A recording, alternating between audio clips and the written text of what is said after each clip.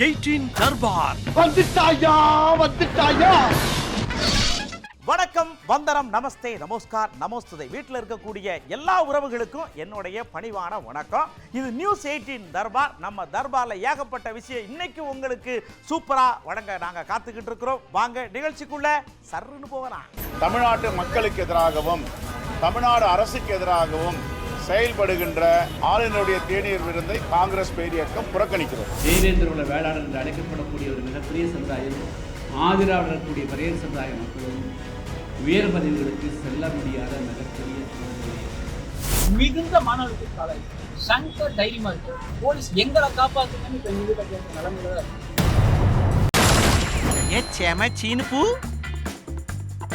மக்களை இப்ப நம்ம பார்க்க போறது செம்ம சீன் மால ஒரு அற்புதமான சீனு.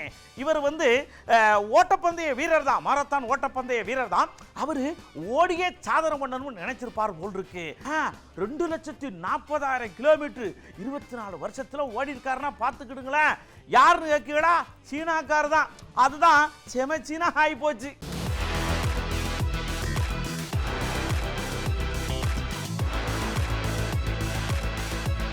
ஏதோ போட்டிக்காக ஓடுனா சரி, ஒரு மனுஷன் ஓடுறதைய வாழ்க்கையா வச்சிருந்தா எப்படியா அப்படிங்கிற மாதிரி கடந்த 24 வருஷமா 2,40,000 கிலோமீட்டர் தொலைவுக்கு மாரத்தான் போட்டிகள்ல பங்கேற்று ஓடி இருக்கிறாரு சீனாவை சேர்ந்த சென் பென்பின் அப்படிங்கிறவர்.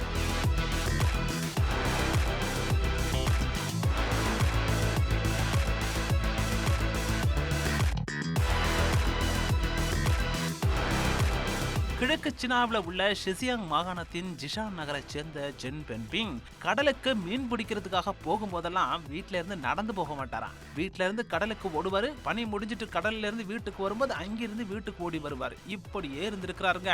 இவர் தான் இந்த வருஷத்தோட தொடக்கத்துல நடந்த 255 கிலோமீட்டர் கிரீஸ் மாரத்தான 40 மணி நேரம் 55 நிமிஷத்துல கடந்து இந்த உலகத்தையே மூக்கு மேல விரல வைக்க வச்சிருக்கிறாரு. சென் ஓடின 2,40,000 கிலோமீட்டர் எவ்வளவு இருக்கும்னு நினைக்கிறீங்க?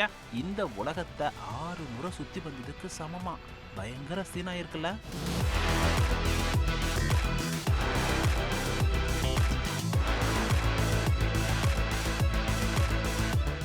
ஒரு போராட்டம் நடக்கணும்னா அந்த போராட்டத்துல கண்டிப்பா வசனம் தேவை. வாழ்க ஒழிக ஏதோ ஒண்ணு. அதுக்கப்புறம் அதை ஹைலைட் பண்ற அந்த பதாகைன்னு சொல்லுவோம் இல்லையா, அட்டையை தூக்கி அது தேவை. ஆனா இங்க ஒரு இடத்துல போராட்டம் பண்ணியிருக்கிறாங்க. பாய், தலையான, கேஸ், சட்டி, பருப்பு, அடுப்பு எல்லாம் கொண்டு வந்திருக்கிறாங்க. எங்கன்னு பார்த்தா புதுச்சேரி கலெக்டர் ஆஃபீஸுக்கு எதிர்த்தாப்புல. ஒருவேளை போராட்டத்துல என்னை மாதிரி கத்தி பேசும்போது பசிச்சா பொங்கி சாப்பிடணும் கொண்டு வந்திருப்பாங்க ஓடு இருக்கு. போராட்டம் அது ஒரு செம சீனாட்டம் மாதிரி இருக்கு.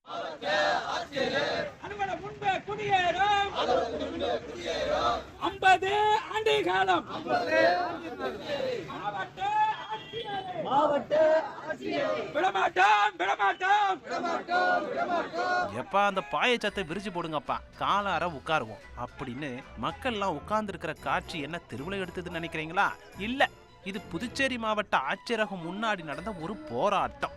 பாகூர் கொம்யூன் பஞ்சாயத்துக்கு உட்பட்ட பகுதிகளில் வசிக்கிற பட்டியல் மக்கள் பட்டா வழங்க கோரி 20 வருஷத்துக்கு மேல போராடி பார்த்துட்டாங்களாம். இந்த நிலையில தான் என்ன நடந்தாலும் நடக்கட்டும், ஆட்சியரகத்திலேயே குடியேறுவோம்னு சட்டிப்பான சிலிண்டர் அடுப்புன்னு எல்லாத்தையும் தூக்கிக்கிட்டு வந்துட்டாங்க.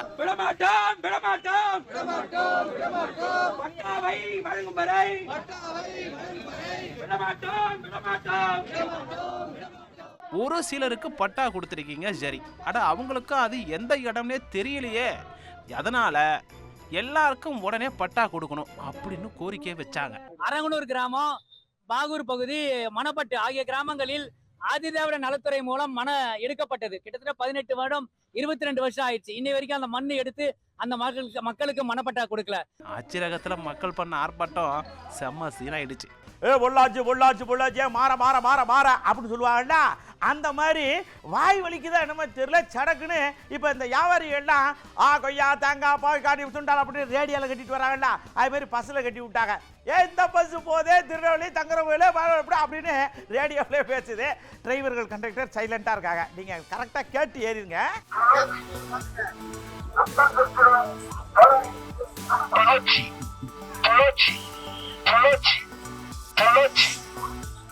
ஒட்டஞ்சத்திரம், பழனி, உடுமலை, பொள்ளாச்சி. எப்பயுமே நம்மளை தாண்டி வேற ஒரு உயிரினங்கள் ஏதாவது பண்ணுச்சு அப்படின்னு வச்சுக்கோங்களேன், நமக்கு மனசுக்கு சந்தோஷமா இருக்கும். அது மாதிரி நம்ம பண்ணி பார்ப்போமான்னு கூட ட்ரை பண்ணுவோம். அப்படித்தான் உலக யானைகள் தினம் கொண்டாடி இருக்கிறாங்க ஊட்டியில். அங்கே இருக்கிற யானைகளுக்கெல்லாம் பயங்கரமாக கொண்டாட்டம். அதுபோக இந்த பாகன்கள் சொல்ற சில விஷயங்கள்லாம் பண்ணது பார்வையாளர்களுக்கு செம கொண்டாட்டம். நாம இதை இப்படி பார்க்கும்போது சீனா இருக்கே அப்படின்னு நமக்கு இன்னும் கொண்டாட்டம்னா பார்த்துக்கிட்டு.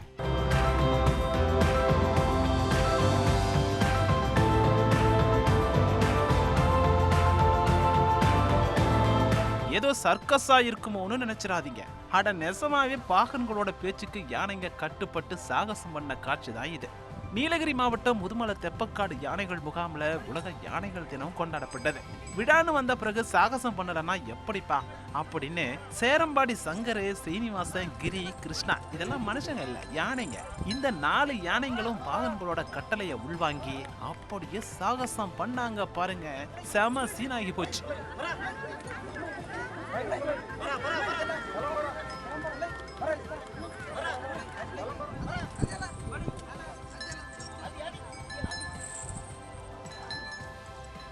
நாமளும் வளர்ந்து பெரிய ஆள் ஆகிட்டோம்னா இப்படித்தான் செய்யணும் போல இருக்குன்னு கடைக்குட்டியா சுத்திக்கிட்டு இருக்கிற ரகுவும் பொம்மியும் அதை அப்படியே வச்சக்கன்னு வாங்காம பார்த்துக்கிட்டே இருந்தாங்க. அடடே, யானைங்க சாந்தமா இருக்கும்போது எப்படியெல்லாம் சொன்ன பேச்சு கேட்குறாங்கப்பா அப்படின்னு முகாமுக்கு வந்த சுற்றுலா பயணிகள் தங்களோட குழந்தைகளோட அதை பார்த்து அப்படியே ரசிச்சாங்க. நம்ம ஜம்மு காஷ்மீர் இருக்கு இல்லையா, அங்கே தாங்க நடந்திருக்கு. அதாவது உலகத்திலேயே உயரமான ரயில்வே ட்ராக்கு அங்கே தான் வச்சிருக்கிறாங்க. அந்த ட்ராக்கில் பாலம்லாம் இருக்குல்ல, அதில் ரயில் போச்சு தானே கேட்கிய? இல்லை, நிறையா பேர், ஒரு 150 பேருக்கு மேலே தேசிய கொடியை ஏந்திக்கிட்டு போயிருக்காங்க. என்ன அப்படின்னா, சுதந்திர தினம் வருதுல்ல, அதுக்கு ஏதாவது பண்ணணும்ல அப்படின்ட்டு அதிலே போயிருக்காங்க.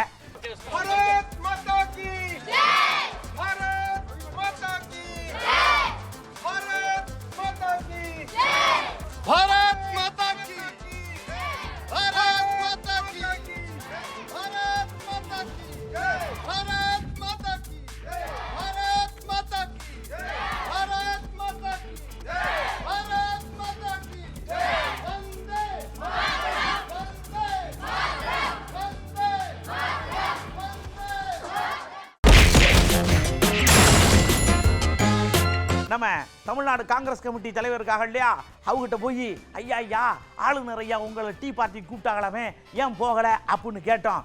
மனுஷன் ஏங்க என்ன கேட்டாலும் அந்த ஆள் பதில் சொல்லவே மாட்டாங்க. அப்படி அவர் கொடுக்குற டீ பார்ட்டிக்கு நான் போடுவேன் அப்படின்னு கொஞ்சம் கோபமும் கொஞ்சம் விரக்தியும் கலந்த துணியில பேசியிருக்கிறார்.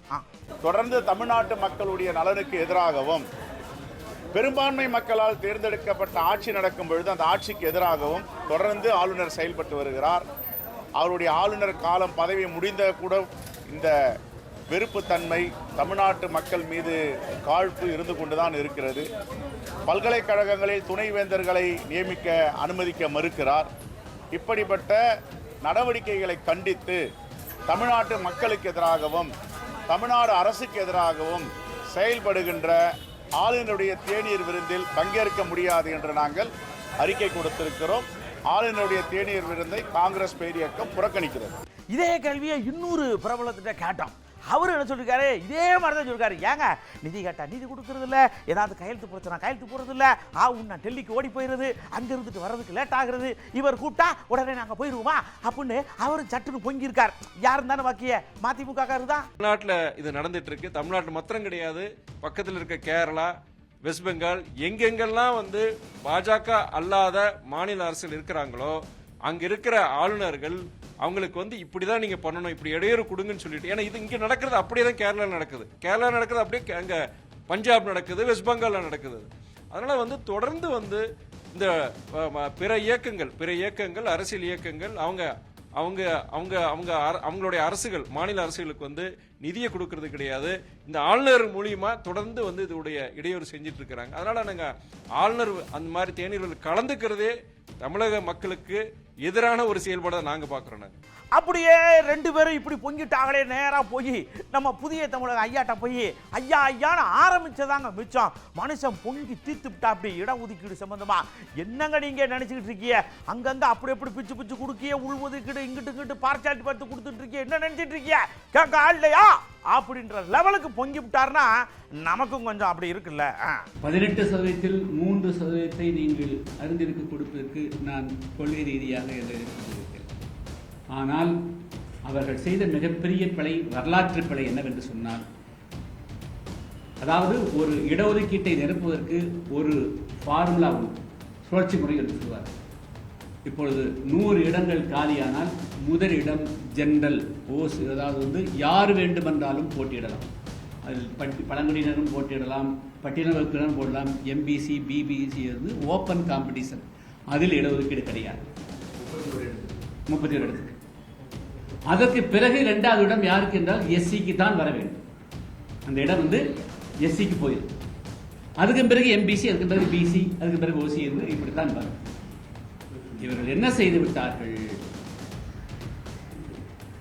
அந்த எஸ்சி என்ற இடத்துல எஸ்சியே போட்டார்.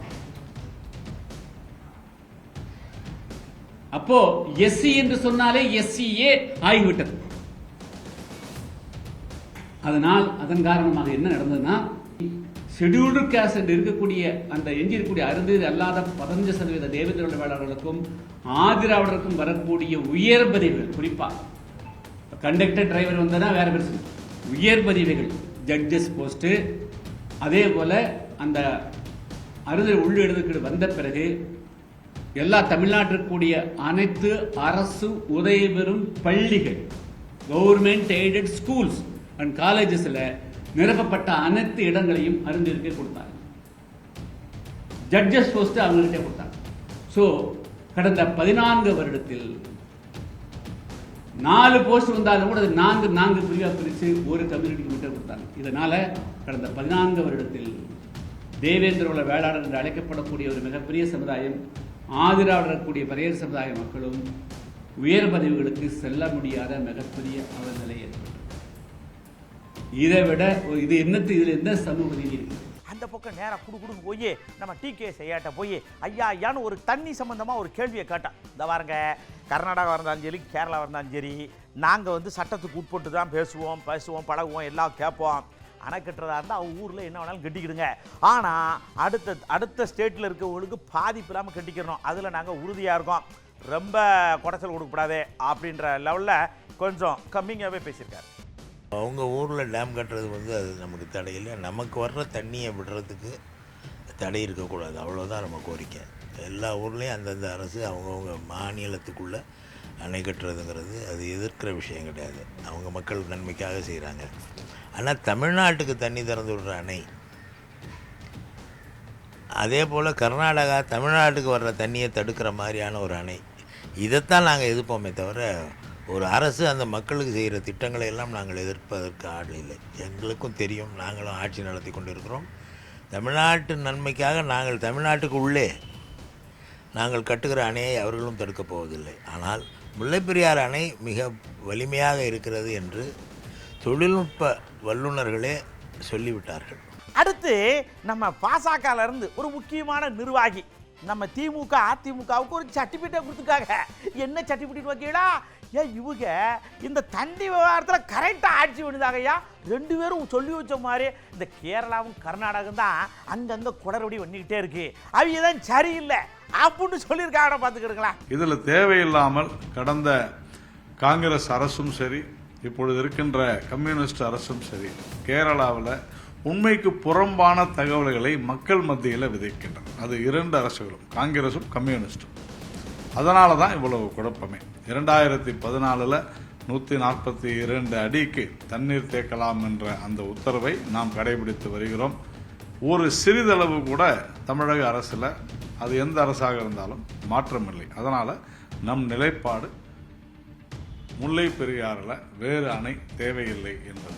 அப்புறம் இந்த அதிமுகவெல்லாம் ஒன்று சேர்க்கறதுக்கு ஒரு குழு எல்லாம் இருக்குல்ல, அதில் ஒரு நிர்வாகிங்கயா அவர் ரொம்ப ஆதங்கத்தை வெளிப்படுத்தியிருக்கிறார். எங்க பிரிஞ்சு கிடக்கிற ஆட்கள்லாம் கூட்டி சேர்த்து ஒன்றா ஒரு கூட்டுக்குள்ளே கொண்டு வரும்னு நாங்கள் ட்ரை பண்ணிட்டு இருக்கோம். இந்த ஓபிஎஸ் டிடிவே நாங்கள் பழையபடி அங்கே போய் சேருவோம்னு சொன்னா என்ன அர்த்தம்? இப்போ இருந்தே சொல்லிக்கிட்டு இருக்காங்களே, அப்போ எங்களுடைய முயற்சிக்கும் எங்களுடைய உழைப்புக்கும் என்ன மரியாதை இருக்கிறது அப்படின்னு வருத்தத்தோடு கேட்டிருக்காங்க. தேர்தலுக்கு முன்பாகவே எதிர்வருங்காலத்தில் நாங்கள் பிஜேபியோடு தான் இருப்போம் என்று அண்ணன் ஓபிஎஸ் அவர்கள் சொல்வதும் சகோதரர் தினகரன் சொல்வதும் எங்களை பொறுத்த வரைக்கும் இப்போதைக்கு அது ஏற்புடையதல்ல.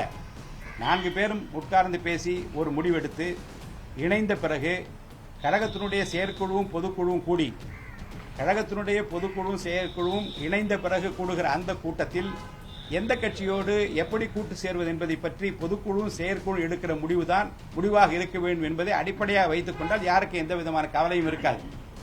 இணைகிற போதே இப்படித்தான் இருக்க வேண்டும் என்ற நிர்பந்தங்களை தவிர்க்க வேண்டும் என்பதும் எங்களுடைய உள்ளத்திலே இருக்கிறது. மக்களை அடுத்து நம்ம பார்க்க போறதே மக்கள் கருத்து. சரி, இப்போ சமீபத்தில் ஒரு பாப்பா குளிர்பானத்தை வாங்கி குடிச்சு உயிரிழந்துட்டாங்க இல்லையா, அது சம்பந்தமா ஒரு அவேர்னஸ் மாதிரி ஒரு கேள்வியை கேட்கலாம்னு நினைச்சோம். ஏங்க, கடையில் விற்கிற கண்ட குளிர்பானங்களை வாங்கி குடிக்கிறது சரியா தப்பா? மக்கள் இதுக்கு எப்படி பொறுப்பெடுத்துக்க போறீங்க? அவங்க 1000 வித்தாலும் நான் இதை வாங்கி குடிக்க மாட்டேன் அப்படிங்கிற ரீதிக்கு உங்களை பக்குவப்படுத்திக்கிறா இல்லையா அப்படின்னு மாதிரி ஒரு கேள்வியை கேட்டவங்க மக்கள் நல்ல உஷாரா தான் பதில் சொல்லியிருக்காங்க. உயிர் என்பது எவ்வளோ விலை மதிப்பு இல்லாதது. ஆனால் இன்றைக்கி தொழில் பண்ணுறங்கிற முறையில் உயிரை கொள்றதுக்கே பார்த்தீங்கன்னா பானங்களை தயாரிக்கிறாங்க. இன்றைக்கி நம்ம எல்லாமே ஆசைப்பட்டு போனீங்கன்னா இப்போ மேங்கோ ஜூஸுன்றாங்க, ஆனால் மேங்கோவே இல்லை. மேங்கோவே இல்லாமல் மேங்கோ ஜூஸ்னால் அது எசன்ஸ் போடுறாங்க. இல்லாதப்பட்ட ஏழைகள் ஒரு கூலி வேலை செய்கிறவங்க போய் 10 ரூபா பானமோ 5 ரூபா பானமோ தான் வாங்கி கொடுக்க முடியும். ஆனால் இது அரசு அதிகாரிகளுக்கு தெரியாமல் நடக்கலை. எந்த விதத்துலையும் பார்த்திங்கன்னா நேரடியாக கம்ப்ளைண்ட் போகாத வரைக்கும் எந்த அரசு அதிகாரியும் இந்த மாதிரி சம்பவம் நடக்காத வரைக்கும் இறங்கி எந்த வேலையுமே செய்யறது கிடையாது. அரசும் இதை தீவிரமாக கண்காணித்து இது போன்ற குளிர்பானங்களை அவ்வப்போது ஆய்வு செய்து அது சரியானதாக இருக்கின்றதா என்பதை தரக்கட்டுப்பாட்டுடன் சான்றளித்து அதை விற்கின்ற பொழுது அந்த காலக்கெடுகளெல்லாம் பார்த்து விற்கின்ற ரீட்டைல் சில்லறை விற்பனைகளும் அதை பயன்படுத்தி அதாவது ஒரு விழிப்புணர்வோடு அதை விற்கின்ற ஒரு சூழ்நிலை ஏற்படும். இது விற்பனைக்கு வருகிறதா அல்லது அதனுடைய தேதி முடிவடைந்து விட்டதா, எக்ஸ்பிரி ஆனதா என்பது கூட தெரியாமல் அந்த குளிர்பானங்கள் நகராட்சி மற்றும் மாநகராட்சி பகுதியிலே, குறிப்பாக பள்ளிக்கூடங்கள் இருக்கக்கூடிய பகுதியில் இது அதிகமாக விற்கப்படுகிறது. இதை தடுப்பதற்கு தமிழக அரசு முறையாக உணவு பாதுகாப்பு துறையை அனைத்து கடைகளுக்கும் சென்று அவை தரமானவையாக இருக்கிறதா, இல்லை என்று சொன்னால் அது போன்ற அந்த கள்ளத்தனமாக இயங்குகிற அந்த குளிர்பான ஆலைகளை மூடுவதற்கு தமிழக அரசு உடனடியாக நடவடிக்கை எடுக்க வேண்டும். தரத்தை நிர்ணயிக்கணும். அது மூலம் கொஞ்சம் கட்டுப்பாட்டுகள் கொண்டு வந்தால் அந்த மாதிரி உயிரிழப்பை தவிர்க்கலாம். அந்த எக்ஸ்பிரி டேட்டு அதெல்லாம் பார்த்து இது பண்ணணும், வைக்கணும். இவங்க எதுவுமே இல்லாமல் விலை கம்மியாக இருக்குன்றதுக்காக அங்கே கடையில் 7 ரூபாய்க்கு வாங்கிட்டு வந்து இங்கே 10 ரூபாய்க்கு விற்கிறாங்க. சின்ன பிள்ளைகள் நம்மளே கேட்கறத வாங்கி கொடுக்குற நிலைமை தானே வருது. பழங்கள்லாம் இதில் கார்பெட்டில் பழுக்க வைக்கிறது, அதே மாதிரி இப்போ நிறைய ஹோட்டலெல்லாம் போய் ஆய்வு பண்ணுறாங்க. பானிபூரி விற்கிறது இதெல்லாம் ரசாயனம் கலக்குறாங்க. அதே மாதிரி இந்த நீர் சம்மந்தப்பட்ட இருக்கிறதுலே அந்த துறையை முடுக்கி விட்டாலே போதுமானது. தூத்துக்குள்ள ஒருத்தர் என்ன பண்ணிருக்காரு, கார் எடுத்துட்டு போயிட்டு பகுமானமா 3000 ரூபா வாங்கி பெட்ரோல் போட்டிருக்காரு. பெட்ரோல் போட்டு அந்த பையன் கண்ணை தூக்கி அங்க வச்சுட்டு காசுன்னு திரும்பி வண்டி தூக்கி ஓடிவிட்டாப்ல. அட்டாடா 3000 ரூபா போச்சேன்னு சொல்லி கம்ப்ளைண்ட் பண்ண இவருக்கு இதே சோழி தாங்க அப்படின்னு நிறைய கம்ப்ளைண்ட் வந்துருக்கு.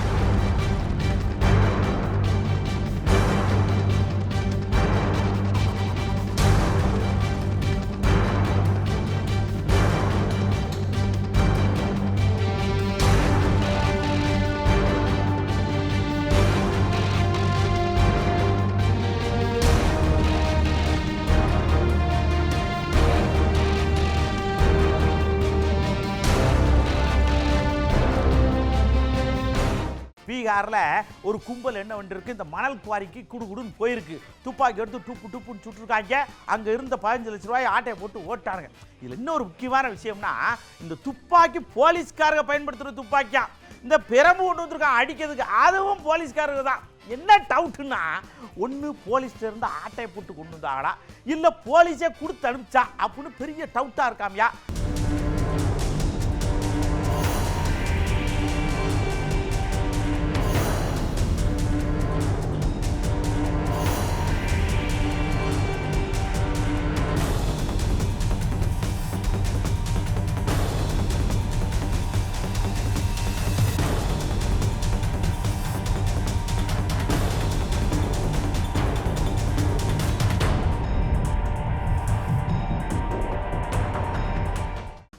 குஜராத்தில் ஒரு முக்கியமான விஷயம்.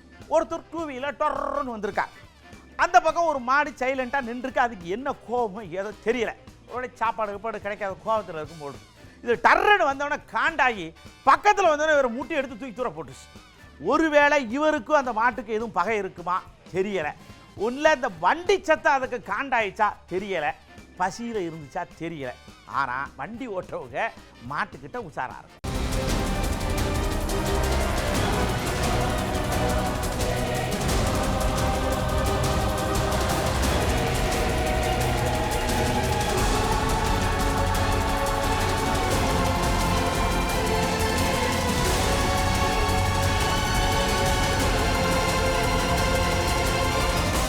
என்ன மக்களே, வந்த விஷயங்கள் எல்லாமே தர்பாரில் உங்களுக்கு கண்டிப்பாக பிடிச்சிருக்கும் அப்படின்னு நான் நம்புகிறேன். அடுத்து இன்னும் நிறைய விஷயத்தோட அடுத்த தர்பாரில் உங்களை சந்திக்கிறேன். அது வரைக்கும் நான் அப்படியே போகிறேன் அப்படின்னு சொல்கிறதுக்கு முன்னாடி இந்தியன் பேங்க் இருக்கு இல்லையா, அதில் ஒரு கிட்டத்தட்ட 300 போஸ்ட் அனௌன்ஸ் பண்ணியிருக்கிறாங்க.